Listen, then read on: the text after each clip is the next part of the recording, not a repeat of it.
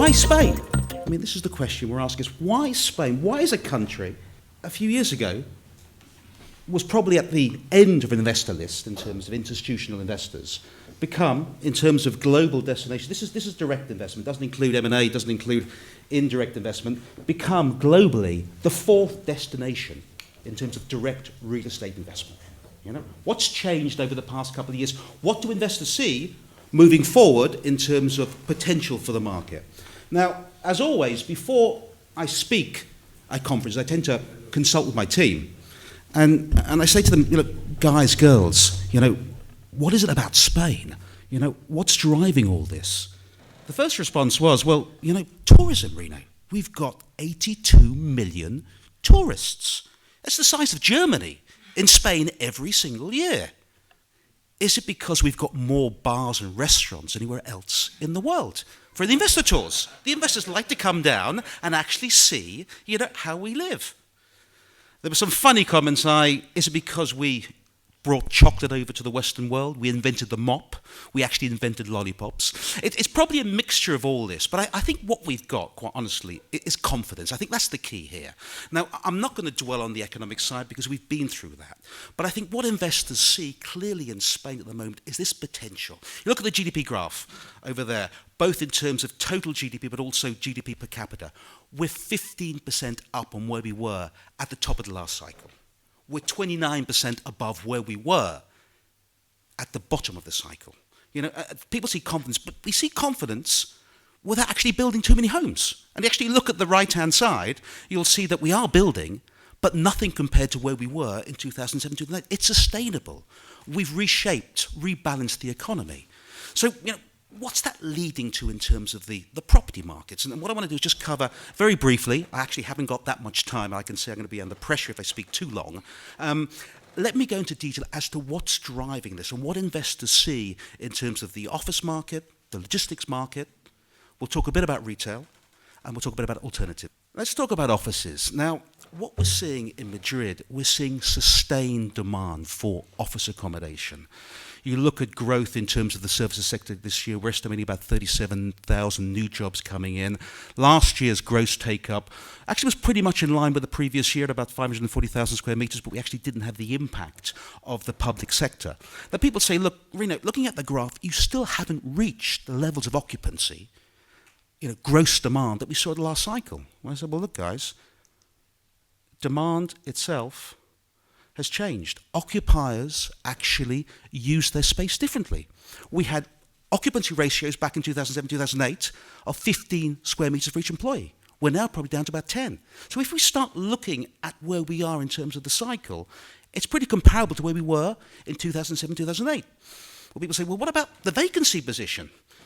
Well, that's also an important issue to understand. We see clearly a focus on quality space. Occupiers are concerned about workplace strategy. They're looking for the best accommodation. Indeed, if we actually look at the market now, about 40% of the demand is focused on the top quality space. So if we compare gross vacancies across the market, it's actually probably not the right thing to do. What makes more sense is to look at the position in terms of Class A vacancy. Now, the total vacancy in terms of Madrid at the moment is about 10% in the office market. Which you actually look at the vacancy rate for Class A, it's probably about 6.87%. So an important variation. So again, if we look at growth, we've seen clearly growth in the prime segment of the market. Rents are up from the bottom of the cycle of about 34, 35%. What's interesting to note, where we actually see potential are those more secondary markets. We think as vacancy continues to fall, and we think we could actually get to about 5% vacancy this year, we see rental growth taking place in some of these more secondary edge of city markets. So again, an important play there.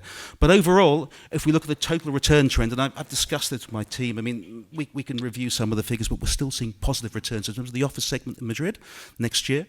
We're talking in excess of 10%. Total returns, both in terms of rental growth and what we believe we'll see in terms of certain yield compression for submarkets. Let's talk about Barcelona. Very similar position, but what's very interesting about Barca, and let's look at it now, if I do the same exercise in terms of converting overall density to the position today as it was back in 2007, 2008, the market is actually outperforming where we were in 2000, 2008.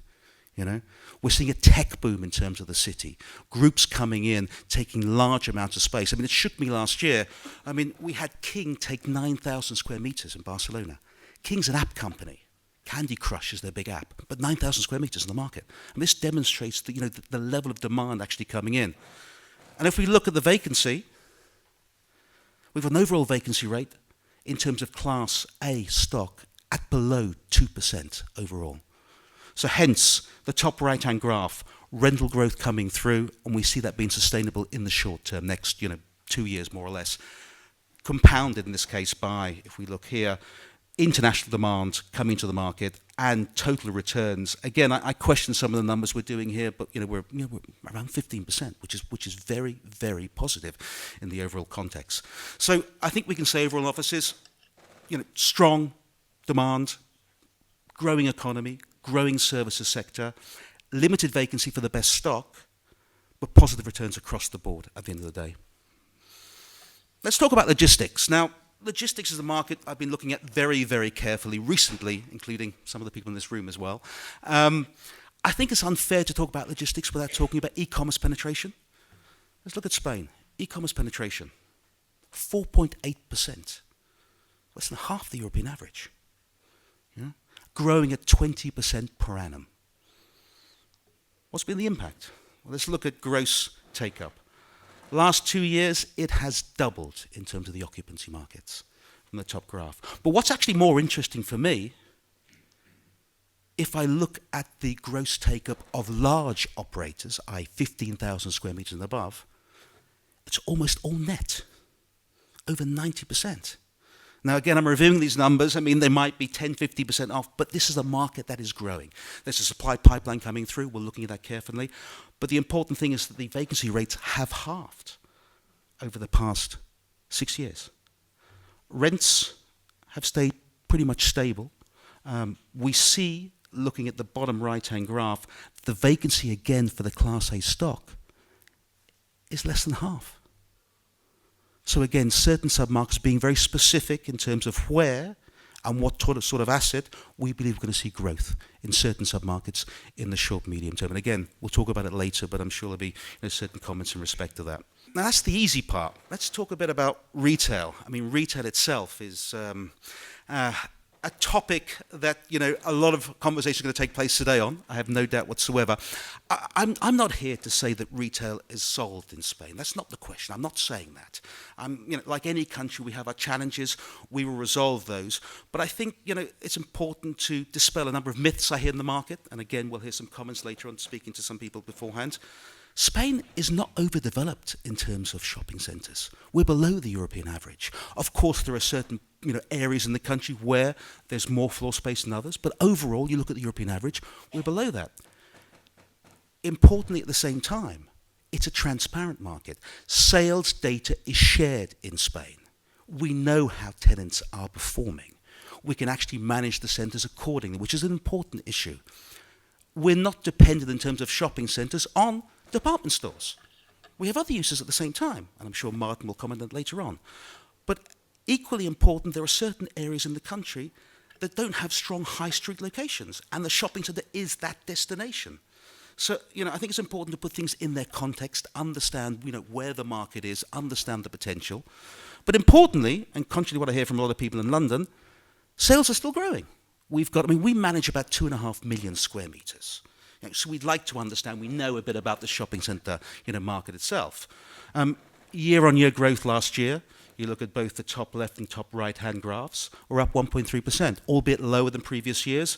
We're seeing footfall on average is more or less the same. I spoke to Martin earlier, the footfall in his top centres is actually up on last year. So I think it's important to recognise where we are.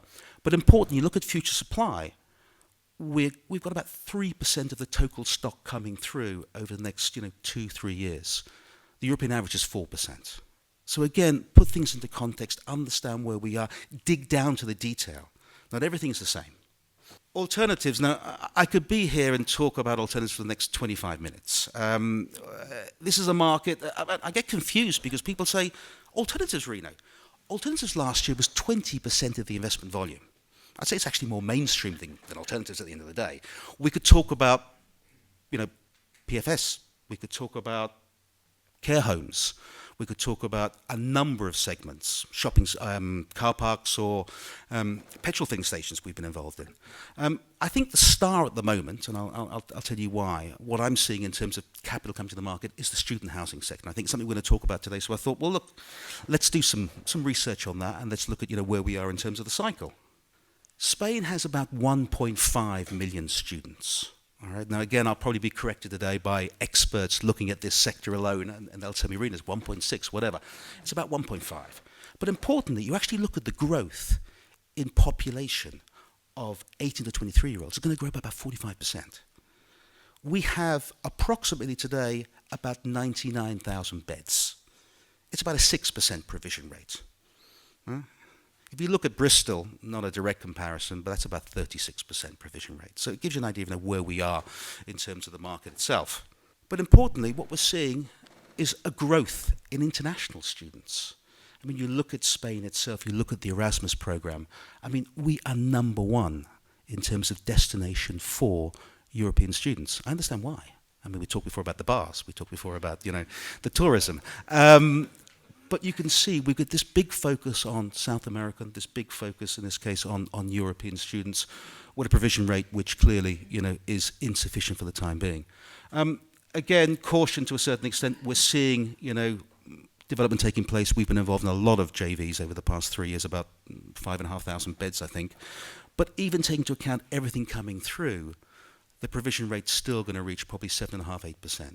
So I think it's a market that clearly there's an imbalance, an interesting market in terms of dynamics of the market. We'll hear more today as we discuss in more detail the overall position. But I mean, I think the message I'm trying to give is that be confident, look at the market, don't look at the the top level data that comes out, dig down. Occupier requirements are changing. It's important to understand where occupiers want to be, and once you get the detail, I think it'll give you a certain amount of confidence in terms of these sub-markets. So that's what I want to say. I've been very brief, which is unusual for me, but I hope that was clear, and we can talk in a bit more detail as we progress. Is that okay, yeah?